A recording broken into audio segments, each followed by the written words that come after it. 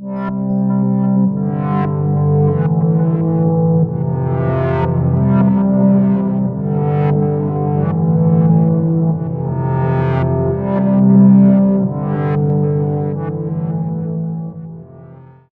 those who are new to my channel, please check out my extensive coverage on the Stephen Kosher case. Stephen has been missing for over 11 years. Police are viewing his case as a walk away, but clearly there is foul play involved. Before I get into this video on the Terri Missy Bevers case, I want my viewers to know that I've already submitted all this information to the Midlothian Police Department. I did not receive a response. I've struggled with whether or not I should release this information, but I truly believe that the information I have revealed in my previous videos combined with the information I'm going to reveal in this video, will lead to the capture of Missy's murderer. Moreover, after I posted my first detailed analysis on Terri's case, several other persons began analyzing the SWFA footage like I was doing and posting their own photos online. The fact is, if I don't reveal this information now, it is just a matter of time before someone else does. If anyone in the media would like any of these photos or videos without my watermark, please contact me at aaronstoner@yahoo.com and I will gladly send them to you as long as you credit me in the usage of the material. If you are a filmmaker, YouTuber, or podcaster and would like to use my material, you can request permission by contacting me at aaronstoner@yahoo.com.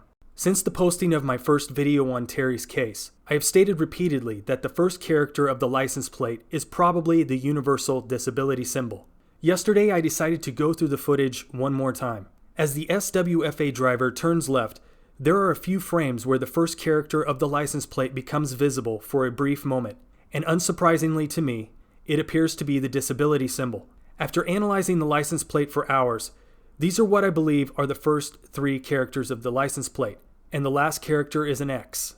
Moving on to the newly discovered footage. To help viewers understand how I captured this footage, I spent about 2 weeks going through the SWFA footage frame by frame, examining roughly 20,000 of the 23,780 total frames. At one point I went 48 hours on 2 hours of sleep while going through the footage. Once I had viewed the majority of the frames, I then went back reviewing specific frames where the driver was most visible, which totaled about 4,000 frames. I reviewed these frames several times before I made the discovery I am showing you today. As the SWFA driver turns this corner, the driver leans into the top edge of the window and peeks up, staring straight into the camera, and then quickly leans back into their seat. It is in these very few frames where their face is distinctly visible for the first and only time.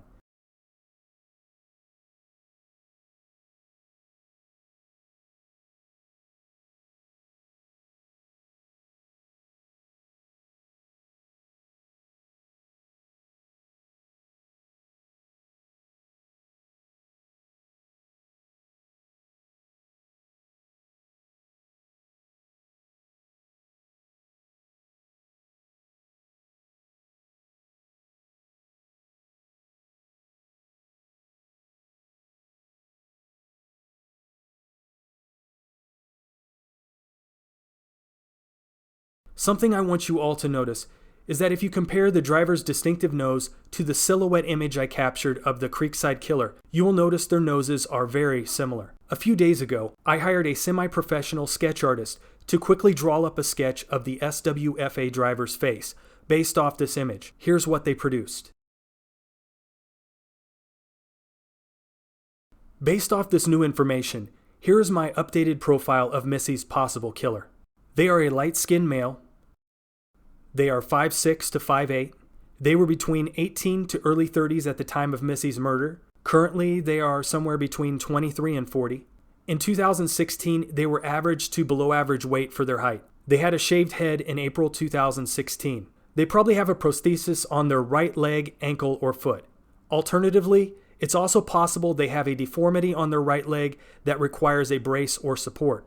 If they are still driving currently, they probably have a disability license plate. They probably traded in or sold their 2010 to 2012 Nissan Altima in 2016 or 2017. They probably lived in a nearby city such as Fort Worth, Waxahachie, Alvarado, or Dallas in April 2016. They probably moved to another city in Texas and may have moved out of state after April 2016. They were in possession of cheap imitation SWAT tactical gear in April 2016. They may have some minor criminal record, possibly drug possession or petty theft.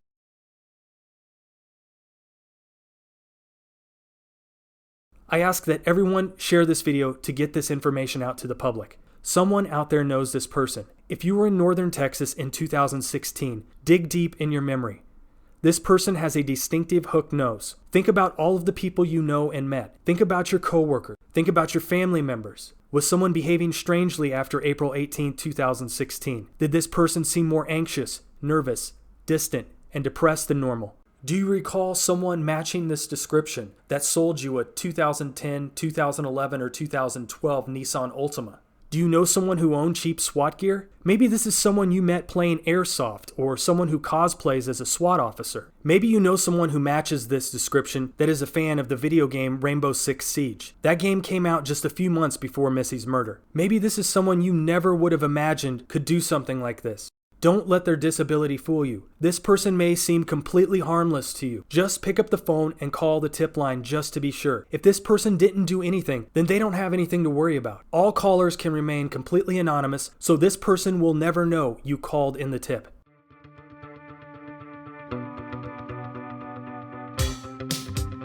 Thank you so much for checking out this video on the Terri Missy Bevers case. Please drop a like and subscribe to my channel for future videos covering the Stephen Kosher case, as well as other cases from time to time.